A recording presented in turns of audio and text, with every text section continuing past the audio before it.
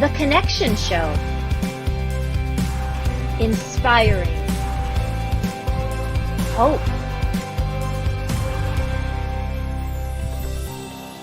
Health.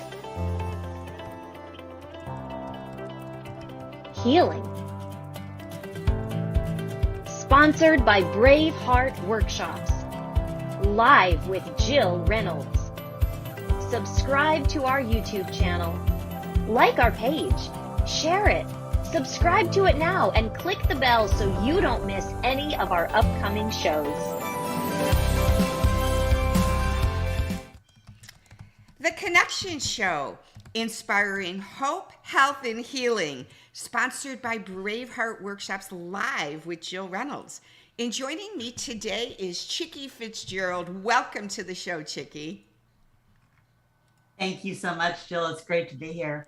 Well, we're privileged to have you on the show here. And one of the things the Connection Show is all about, Chicke, is to connect the dots of story, the good, the bad, hardships, and blessings, so that as the audience hears your story unfold, their lives would be inspired with transformation as well. So if you wouldn't mind connecting the dots of story and taking us back to little Chicke growing up, all the way through your childhood, the teens and adulthood, and how God has transformed your life into who you are today. Wow. I will do my best to be concise in that. I think the short story version of that is I was raised in a godly home. My mom and dad were pastors, and both of my parents were from missionary backgrounds. My mom was born in Pyongyang, North Korea, to Methodist missionaries, and my dad was born in Curitiba, Brazil, and his parents were Presbyterian missionaries. And then my parents, once they got married, went to Portugal and were missionaries there, pretty much, taking Protestantism to the Catholics, right? Because there weren't a lot of people in Lisbon that truly didn't have any kind of faith back in those days. But I was born when they came back. I'm the youngest of three girls. And again, I was raised going to church, but I do remember a conversation with one of my neighbor friends where she must have asked me if I was going to heaven. And I said, well, of course I am. I have a ticket from what my parents, believe, right? And so to me, it was my birthright because of the years of service. Again, both grandparents, parents, hey, what was not to get me into heaven. So it wasn't until much later, I went down a pretty bleak path. I won't go into a lot of the details, but I was the rebellious one of the three girls. I had all the wrong friends in middle school and the first part of high school, dabbled in drugs and doing all kinds of things I wasn't supposed to be doing. And I actually came to the point where I wanted to quit high school. And my parents talked me into going in. So let's pause there for just a moment, because connecting the dots is so imperative. So when that kind of the scapegoat child came into play, what was developing in your life at that time that you see as instrumental of the acting out stages? Well, it was interesting because even though I did drugs, I didn't have a drug problem. Even though I drank, I didn't have a drinking problem. I actually had a fundamental belief that I was, kind of immune to those things. And I had seen drug addiction. I had seen alcoholics because they would come and knock on our door and my dad would always help them, right? So I observed my parents' unconditional love of me, right? And so their faith played out in that way. And I really knew that it was for real. But the interesting thing is, and I told you my dad was a Presbyterian pastor, he was a pretty traditional, cerebral Presbyterian. And when I was 15, my parents actually came to know the Lord, which sounds funny, right?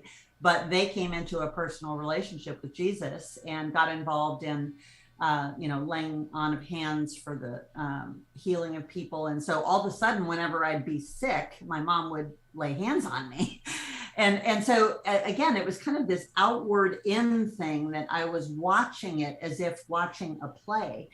But as the story fast forwarded to me wanting to quit school, they recommended that I talk to the guidance counselor, who said, how about if you just work half days and go to school half days, which I agreed to.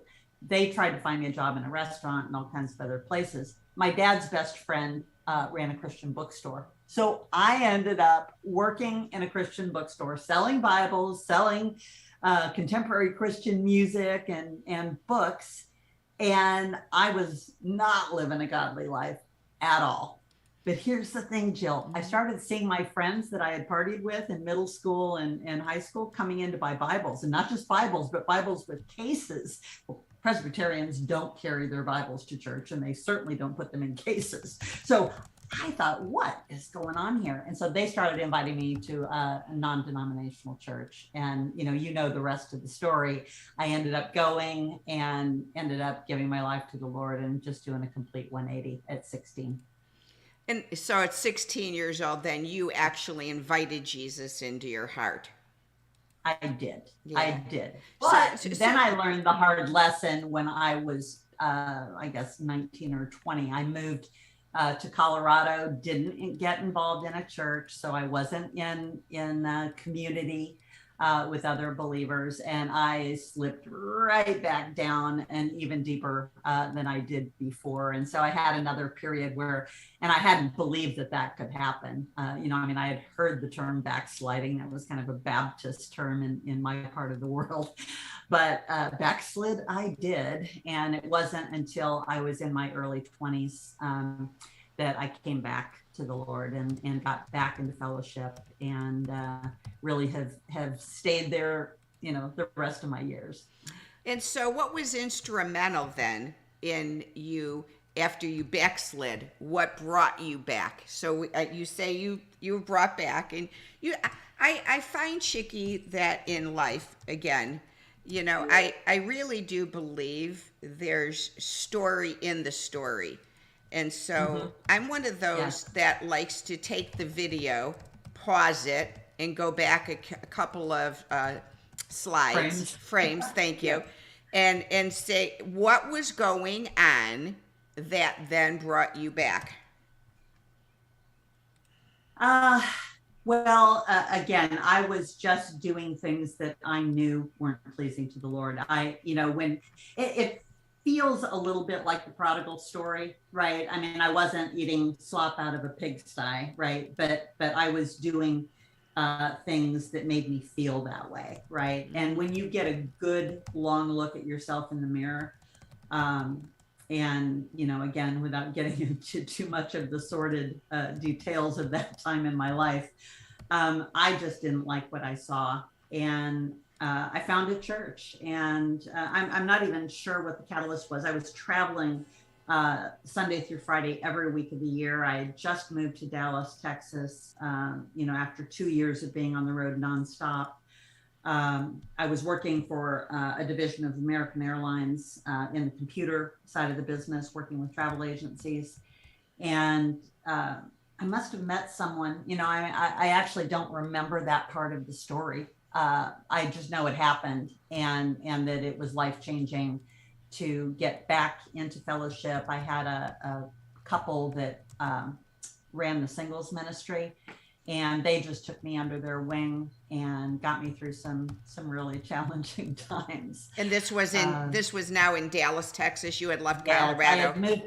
I moved from Milwaukee to Denver to Dallas, and I worked for American Airlines, for almost a decade. And near the tail end of that, I was traveling again all the time. I was traveling internationally, but by that time I had my life sorted out and I was living the way I wanted to. And then I met my husband, and a couple of years later we moved to Atlanta, and he wasn't a strong believer. I knew he had at some point in time given his life to the Lord. He knew the right language.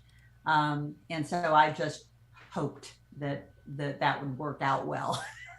Again, that may be an interview for another day, but it was 16 years before he became the man that he is today. And so we had 16 years of a little bit of struggles in our marriage, but kind of like we've been married 32 years now, and it's amazing. So kind of like they say, you marry your father, you marry your mother. You married your father, who until you were 16 years old then came to the Lord. So your husband was kind of like connecting the same dots as your parents of being married to him, and then all of a sudden he then came to life with Jesus. Yes. Yeah, I never made that correlation.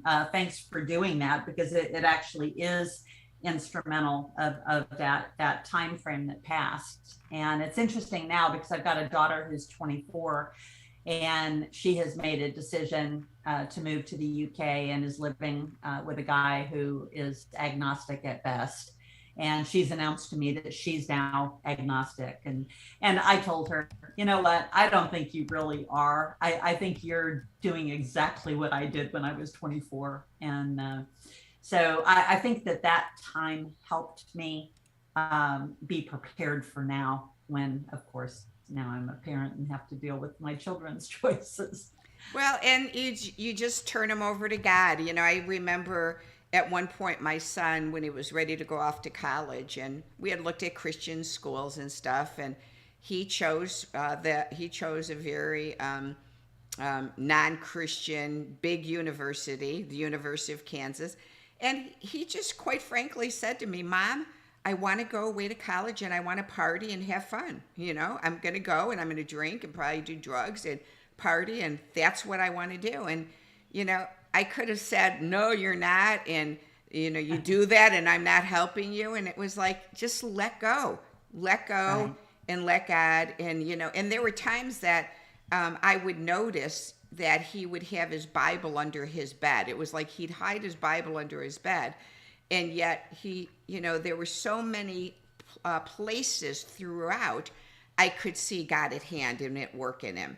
And it's when we want to put our fists in and say, you got to do it this way, you got to do it that way, and just turning them over and realizing they belong to God, and that's why I love churches that do infant dedication ceremonies, where that you dedicate your children back to the Lord as children versus baptismals as children, because we are dedicating them to God. They belong to him. They don't belong to us. They're just here for a certain time to us, and turning them over to God is such, like your sign says, the game changer, giving them back to Jesus. Exactly. Well, it's interesting, Jill, that I've been listening of late, ever since she announced to me that she was agnostic. I've been listening to the song, The Blessing by Carrie Job, and where she declares the word, that the blessing would be on your family and your children and your children's children for generation upon generation. Exactly. And so that's really what I'm claiming. And, during the whole time that my husband, wasn't coming to the Lord, there were all kinds of things where I tried to engineer him being in places where he might get involved, right? And he was always willing to go to church with me, but I didn't want to ask him. I wanted him to want to go, right? And that really was the difference. And so now we're in a place, and again, this was a seminal moment in our marriage, where our neighbors invited us to a weekend, and it wasn't a marriage retreat. It was one of the 3-day movements. We happened to go to Tres Dias. There's Walk to Emmaus, and there's a Catholic version called Crescio. And they're all what I call faith boot camp, right? You're hearing the things that you've known forever, but you're hearing them in a new way for where you are at that moment. And I told at the end of my weekend, which came a full weekend after his weekend, I said at the closing ceremony, I thought I was coming for a tune-up and my husband was coming for an overhaul. Well, God had a completely different idea, that I was the one that needed the overhaul so that he could walk in what God had called him to do. And I remember a couple of weeks after my weekend, I'd walk in and I'd see him reading the Bible in his big comfy chair in his office. And it's like, who are you? And what have you done with my husband? Right. And, and for a while, I was just saying what I knew God wanted of me, but I wasn't feeling it yet. So for instance, our kids were relatively young, still in, I think, grade school. And they would come to me and ask me for something. And I had been extremely manipulative before going through that weekend. But I would say to them, go ask your father, he's the head of our home. And I no more felt that, Jill, than the words coming out of my mouth. But do you know, when I said that and when they started recognizing him as the head of the home, he became the head of our home. You turned it over. And yeah. And, I didn't do it. What I know now is that you have to, really feel what's going on, that God's trying to do with you.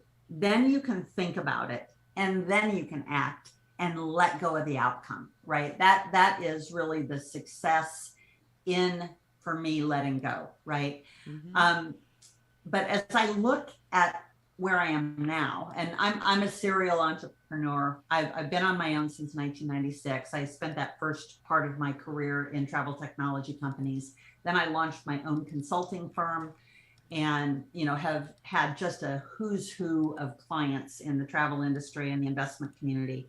Then I started my own software company 10 years ago, and I'm still working through that. That's a work in progress. But I realized just very recently that I exist to serve by liberating greatness in myself, right? Allowing myself to be great, to liberate greatness in my family, including greatness in my husband, right? As the spiritual leader of our home, in my team, in my clients, and my partners, and the products that we offer. And that is really where I am today, right? What's interesting, I love what you're sharing. Thank you so much, Chicke, for saying that, because when my husband and I just celebrated 21 years of marriage, and I'm 68, so I didn't get married till I was 45 years old. And very high powerful woman like you, always in sales. I sold technology as well for 15 years. And I remember distinctly about within weeks of getting married, giving my husband my checkbook, because I had my checkbook, he had his, combining the checking accounts and saying, here you go, honey, you're the head of the household. And that was very liberating for me, because 45, I left home at 18. So from 18 to 45, I was the head of the household, managed. I was a single, never married mom for 17 years. So always managing everything on my own and being very controlling and managing. And so turning over that checking account and just saying, here you go, honey, you're the head of the household, was very liberating for me. And I've never, I'd say maybe 3 times a year, I might sit down with them at the computer and just say, hey, where are we at? Just so I know if something happens to you. How do I pay the bills? Right. But I did that. And so we're with you being a high-powered businesswoman, and when you had that revelation from God to turn the head of the household over to him, were you able to liberate yourself financially too and give him control of the money? Well, he had been paying the bills for a long time, but with money that I made, right? We had never kept our money separate, but I was the breadwinner for the first 25 years of our marriage. We've been married 32 years now. And so I made all the money, and he supported the household. We had a full-time nanny who lived with us for 7 years, and he kept the household running. And then he came to work for me actually for almost 10 years, doing all of our corporate accounting and just the administrative stuff. So we've had a unique relationship. But the really interesting thing is that 11 years ago, he got a job, which was the job of his dreams. He was already 62 years old. And he had been working in the waste equipment industry. And we had moved to Florida. And, again, he had been Mr. Mom for a while with the nanny and, doing my bookkeeping, which was not his passion. And so he got to move back after a business failure, my spectacular business failure is what I call it, where he had to go back out and work, and he found the perfect job for him. And so he has been with that company now for 11 years. And now he is the breadwinner of the family, which gives me the money to invest in my tech company. And so just before the pandemic, we were finally getting my tech company to where we were ready just to rock and roll, right? To scale the business. And as you may know, we haven't talked about this in detail. My company relies on travel and events for our revenue stream. And so boom, right? That's same right? With me. I'm an event planner. I'm a meeting and event planner. Yep. Exactly. So anyway, I am at this amazing place where I was continuing to invest in our technology with the money that my husband had coming in, because during the pandemic, the waste industry that he's involved in didn't hurt at all. Now they're starting to catch up with the problems from supply chain. And I'm finally at a place where I can start contributing financially again. But we didn't have that same struggle because I didn't have my own money. But having said that, what I did have is I never had to ask to go spend money. And now that he is the one bringing in the money, I don't have to ask. He's always going to be generous. But if I want to get my hair colored, or I want to get my nails done, or I want to buy a new pair of shoes, right, I do ask. And I would like to have my own freedom to be able to do those things. And now I can do it in a healthy way. Whereas before, like I said, I had a real problem with being manipulative in those days. But that's just been totally healed. And our relationship now, and I got married late too, not quite as late as you did. I was 33, but I didn't have children until I was 40. My daughter was born when I was 40. We adopted my son from Russia when I was 45. And so here we are, I'm 64 and my husband's 71, and we got kids just getting out of college. Yeah. And my daughter, she chose to go to the University of Warsaw in Poland, and was in Poland for 5 years. And she'll be home for the summer, and which I think is going to be good for she and I to spend, just some quality time before she moves back to the UK, because she has fallen in love with a Brit, and and it's funny you say that, because when my son was in college, he wanted to do a study abroad his junior year, and he wanted to go to Italy, and thankfully he was dating a girl from college, and they were quite serious. And so when he had indicated he wanted to go, I said, well, is Lindsay planning on going with you to Italy? And he said, well, I think so. And I said, well, if she, and which is kind of funny to say this to you, Chicke, being a Christian mom, you would think I wouldn't want his girlfriend traveling with him. I said, well, if she is planning to go on the study abroad with you, then you can go. And I said that selfishly, knowing that they were getting closer and closer. And I thought, this way, if they go together and get closer, I'll have a better chance of him being more in love with her than falling in love with a girl in Italy and not coming home again. So I laughed. That was wise of you. I laughed that you sent your daughter to Warsaw. I would have never I would have said, you can go if you want, but I'm not supporting you going to school overseas, knowing that I would probably never see him again. Well, actually in this day and age of, being able to Zoom and Facebook Messenger, I talk to her more than most of my friends who have kids who stayed in the States, right?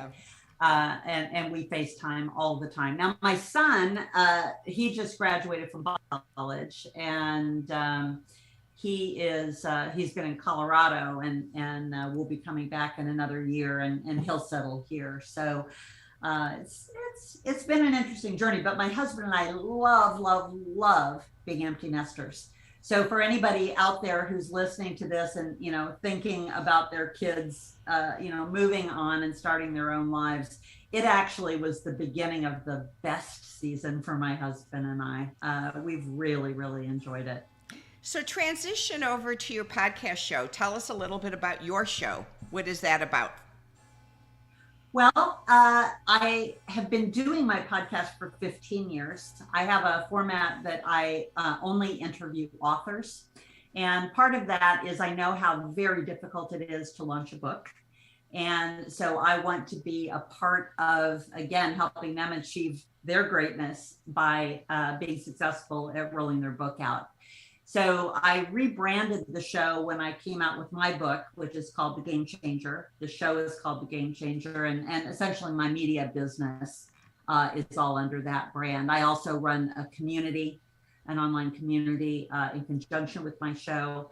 And I interview authors about leadership, growth, innovation, giving back. I do talk to them about faith, although it's not a faith-based show. But I definitely share my faith journey. And, as you can see behind me, my journey has to do with innovation, right? So the Game Changer is all about foundationally being an innovator. My faith is very, very important, as is loving our country. The next picture behind me on the wall are the sunflowers. And that was part of my journey of moving from corporate life into consulting, realizing that consulting gave me no joy, and moving into the third phase of my business career, which is this entrepreneurial place where I am. And it does give me joy. The next two are hard to see on Zoom, but one of them is from a consulting gig that I did with Kennedy Space Center, the visitor complex. I was helping my client, who was Delaware North, win a contract to run the Kennedy Space Center visitor complex for the next 10 years. And this was right after Obama shut down the space program. So, talking about the visitors complex when you no longer have a space program, and nobody knew what Elon Musk was going to do, of course, at that time. But what it says is, it's actually the phrase from Apollo 13, failure is not an option. And that has become my mantra, right, for my company, that I'm just going to keep going and doing what God birthed in me well over 10 years ago. And that's what I'm building in my new company. And then the picture right beneath it was from a team building exercise where I had to climb a telephone pole, jump out and grab a trapeze, right? And then they let you down using belay lines. And I'm afraid of heights. So that reminds me I can do anything. And then on this other wall is a picture. It was shot by a National Geographic photographer. And it's called Perspective. And this was the culmination of a photo shoot where he was actually trying to get the field of yellow dandelions. And every day when he would come, the sun wasn't quite right or the clouds were out. And then when he finally went on this beautiful day, all the dandelions were gone, and all he had were this field of puffballs. But he lay underneath the puffball, took this picture, and it was an award-winning picture. Wow. So that reminds me that, we think we know where we're going on this journey that God's laid out in front of us, right? And if we can just pray for peace and clarity every single day, and peace doesn't come from the absence of chaos in our lives. In fact, the best peace is found right in the midst of chaos. So that is my journey. And so the radio show actually has had many different names, but always the same format of interviewing authors. And again, The Game Changer is just who I am. And that's why I wrote an allegorical business novel by that name. I love it. I love the perspective. I love it. So I'm going to show your bio really quick to the audience here. This is Chicke's bio and her website, which is solutions.com, and it's listed here, and it'll be on the screen as well for you to see.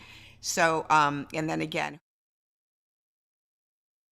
so I'm just blessed to get to know you. It is so well, and I'd love to talk to you about being on your show. I've was in a collaborative book a year ago called Fiercely Faithful, and it's a book about I love it. It's a book about Shadrach, Meshach, and Abednego being thrown into the fiery flames, not coming out even smelling like smoke. And I have a chapter called The Essence of Humility.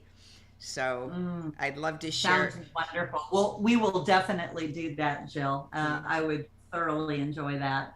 I did a compilation book as my first non-business book. Well, it was still a business book. It's called Bootstrap Business, and I am like the bootstrap queen. I think my picture is next to bootstrap in the Webster Dictionary.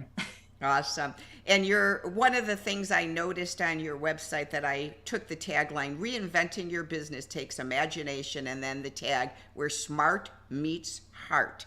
So connect with Chicke online and the Game Changer. And thanks so much again for jumping on today and connecting with us, your story, and inspiring the audience to have more hope, health, and healing throughout their journey in life as well, Chicke.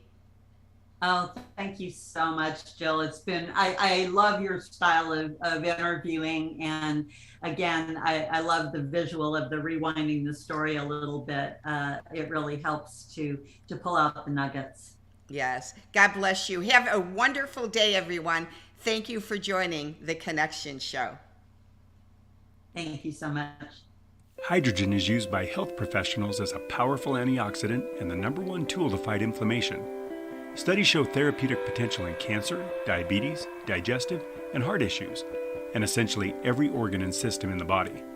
This is not medical advice, because I'm not your doctor, but if you have any health concerns, I strongly recommend that you learn more about hydrogen. Get educated at holyhydrogen.com and order the best hydrogen generator known to man. Use code BRAVEHEART for $100 off your order. Because hydrogen is the smallest molecule in existence, it can pass through the cell membrane and even the blood-brain barrier to clear out inflammation and free radical damage where other antioxidants just can't get to. Visit holyhydrogen.com to see the latest technology that elevates your immune system and fights inflammation. Search their research library to see if hydrogen has a track record for helping a health concern you're dealing with. Make sure to use code BRAVEHEART for $100 off your order. Remember, holyhydrogen.com. Thanks for joining us today on The Connection Show, where we bring you stories that will transform your life. The Connection Show would appreciate your support. Please go to either our Patreon page or our PayPal Me Now link today. We love our podcast show guests and appreciate our listeners and YouTube subscribers. Please go to our YouTube channel called The Connection Show and Braveheart Workshops and subscribe now. Remember to click the gray bell in the All tab so you don't miss any upcoming episodes.